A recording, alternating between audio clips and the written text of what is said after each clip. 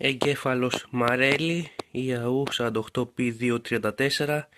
Το συναντάμε σε πολλά οχήματα, Citroën, Peugeot, ακόμα και Fiat Scudo, σε πολλά κυβικά, 1600, δίλητρα, βενζίνης, βλάβες με immobilizer, δεν παίρνει μπρος από βλάβη immobilizer. Πάμε να το καταργήσουμε το immobilizer ώστε να πάρει μπρος πια αυτό το αυτοκίνητο. Εγκέφαλος Μαρέλι ΙΑΟΥ 48P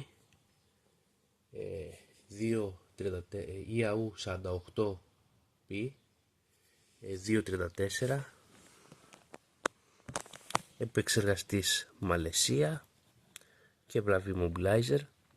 Θα καταργήσουμε το immobilizer και θα βάλουμε και έναν επώνυμο επεξεργαστή AMD στη θέση του, πάλι 29400 καινούριο, να φύγει αυτός ο εργοσιακός που γράφει Μαλαισία.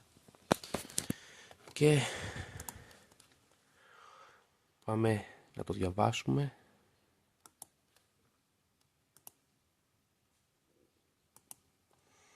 Ωραία, το κάνω backup. Έτοιμο το αρχείο μας, επεξεργασμένο. Πάμε να το γράψουμε.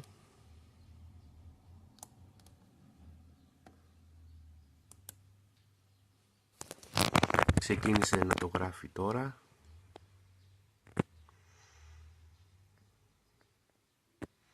Πρέπει να αντικαταστήσουμε και αυτό το εξάρτημα στον εγκέφαλο το τσιπάκι και είναι έτοιμος ο εγκέφαλος να κουμπώσει πάνω στο αυτοκίνητο και να πάρει μπρος. Και εδώ πέρα συνδεμένη με το διαγνωστικό. Πάμε να το δούμε. Μας εμφανίζει και τις βλάβες. Και εδώ πέρα live data δεδομένα. Είναι έτοιμος ο εγκέφαλος ξεκλειδωμένος. Από κοντά στο αυτοκίνητο, Texon η μονάδα immobilizer ξεκουμπωμένη. Εδώ η κεραία immobilizer ξεκουμπωμένη. Πάμε να το βάλουμε μπρος με καταργημένο το immobilizer να δούμε ότι παίρνει. Και το αυτοκίνητο παίρνει μπρος και μαρσάρει άψογα. Καταργημένο το immobilizer, έτοιμο.